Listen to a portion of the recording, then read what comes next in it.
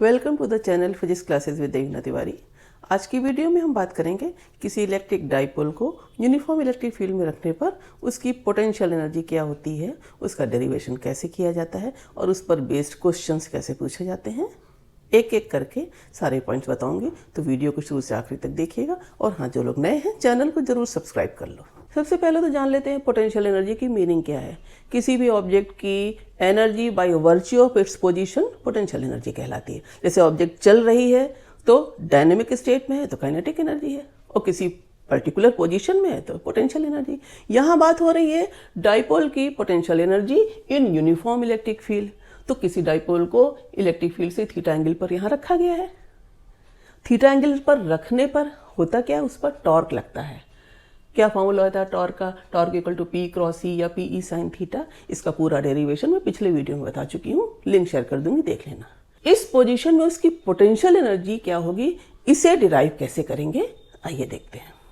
किसी भी डाइपोल की particular position in electric field में पोटेंशियल एनर्जी कितनी होगी, उसे डिराइव करने के लिए हम डाइपोल को उस पर लगने वाले टॉर्क के अगेंस्ट रोटेट करते हैं, तो वर्क करना पड़ता है। वही वर्क उसमें पोटेंशियल एनर्जी के फॉर्म में एक्यूमुलेट हो जाता है। डिराइव कैसे करते हैं? मान लेते हैं कि पहले डाइपोल θ1 पोजीशन में है, फील्ड से θ1 एंगल पर है। दोबारा उसको हमने एक्सटर्नल वर्क डन किया, एक्सटर्नल टॉर्क लगाया, ताकि अब उसकी पोजीशन हो जाए फील्ड से θ2। ये प्लस क्यू चार्ज हो गया और ये माइनस क्यू चार्ज। अब जो θ2 पोजीशन में पोटेंशियल एनर्जी है, θ1 पोजीशन में पोटेंशियल एनर्जी है, difference of potential energy between θ1 and θ2 वही होगी work done in rotating the dipole.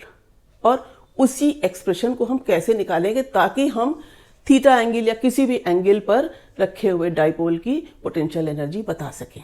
Work done in rotating the dipole from position θ1 to θ2, जब ये कैलकुलेट कर लेंगे वो वर्क डन होगा दोनों पोजीशन के पोटेंशियल एनर्जी का डिफरेंस।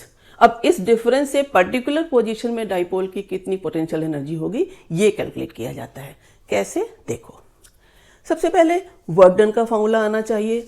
अगर लीनियर मोशन है तो आर डॉट एफ होता है। यहां पर लीनियर मोशन नहीं है, यहां पर डाइपोल रोटेट किया जा रहा है, तो रोटेशनल मोशन में डिस्प्लेसमेंट की जगह एंगुलर डिस्प्लेसमेंट, स्मॉल एंगल है तो डी थीटा लिख दिया, और फोर्स की जगह टॉर्क हो जाता है। यानी work done in rotational motion torque D theta हो गया। ये small amount of work done है तो हम इसको डी डब्ल्यू भी लिख सकते हैं। और यही वर्क डन हम कैसे कैलकुलेट कर रहे हैं, change of potential energy from θ1 to θ2 position के फॉर्म में। क्या लिखा आप? θ1 से θ2 लिमिट लगा दी, इंटीग्रेशन ले लिया, और work done tau D theta है उसी का। टाउ की वैल्यू रख दी, इसमें इंटीग्रेशन की लिमिट है θ1 से θ2 P E sine theta D theta. ये पी ई साइन थीटा ही तो टॉर्क है। Integration of sine theta D theta equal to minus cos theta होता है। इसलिए यहां पर क्या आ जाएगा, पी ई कॉस थीटा और माइनस साइन के साथ में। लिमिट ऑफ इंटीग्रेशन को कैसे रखते हैं, यहां पर ब्रैकेट लगा दिया और इसमें यहां θ1 यहां θ2। कैसे करेंगे अब इसे? पहले थीटा की जगह θ2 रखेंगे, माइनस थीटा की जगह θ1 करेंगे। तो अब क्या करा हमने इसे, इसको कैसे लिख सकते हैं, minus P E cos θ2 minus, फिर से माइनस पी ई कॉस θ1 आएगा, तो वो माइनस माइनस क्या हो जाएगा, प्लस। तो क्या हो जाएगा, प्लस पी ई कॉस θ1। यानी हम पी ई कॉमन ले लें तो क्या लिख सकते हैं इसी को, P E cos θ1 minus cos θ2। ये तो हो गया पोटेंशियल एनर्जी का डिफरेंस θ1 और θ2 पोजीशन के बीच में। तो ये एक्सप्रेशन क्या बताता है, potential energy difference in θ1 θ2 position वो किसके बराबर है, डाइपोल पर किए गए वर्क डन के बराबर। और कितना है वो, P E cos θ1 minus cos θ2। इस पर बेस भी क्वेश्चन आते हैं। एक डाइपोल इलेक्ट्रिक फील्ड में 30 डिग्री पे रखा है, अब उसे घुमाकर 60 डिग्री पे कर दिया जाता है, उसकी पोटेंशियल एनर्जी में कितना चेंज होगा? ये चेंज ऑफ पोटेंशियल एनर्जी ही तो है, या कितना वर्क करना पड़ेगा? तो चेंज ऑफ पोटेंशियल एनर्जी ही तो वर्क है, ऐसे निकाल लेंगे। हाँ, अब एक बात और देखो, किसी भी डाइपोल को इलेक्ट्रिक फील्ड के परपेंडिकुलर रखा जाए तो उसकी टोटल पोटेंशियल एनर्जी को 0 मान लेते हैं। It is a convenient choice मान लिया जाता है। उस केस में क्या होगा? अगर थीटा 1 90 है तो कॉस 90 0 हो गया। एक्सप्रेशन क्या हो जाएगा? u theta 2 minus u 90 degree है, किसके बराबर हो गया? PE कॉस थीटा 2 है लेकिन माइनस साइन है, यानी क्या हो गया? Minus PE cos theta. अब थीटा 2 की जगह खाली थीटा लिख दो, थीटा 1 तो 90 डिग्री था, कॉस 90 0 हो गया।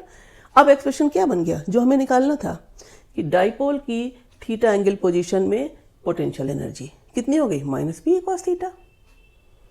इसी पोजीशन में डाइपोल अगर पहले आपने रखा है थीटा एंगल पर तो उसकी पोटेंशियल एनर्जी डिराइव करनी है। पोटेंशियल एनर्जी ऑफ डाइपोल कैसे निकाली जाती है उसको समराइज कर दूं। डाइपोल किसी पोजीशन में रखा है, उस पर टॉर्क लग रहा है, टॉर्क के अगेंस्ट हमने वर्क किया, उसे न्यू पोजीशन में लाए। अब उस दोनों पोजीशन की पोटेंशियल एनर्जी का डिफरेंस ही वर्क डन हो गया। अब एक पोजीशन हमने मान ली उसमें से कि वो 90 डिग्री है, उस पोजीशन के करस्पॉन्डिंग एनर्जी 0 मानते हैं डाइपोल के लिए, इसीलिए बची पोजीशन थीटा, उससे पोटेंशियल एनर्जी कितनी आ गई? Minus PE cos theta.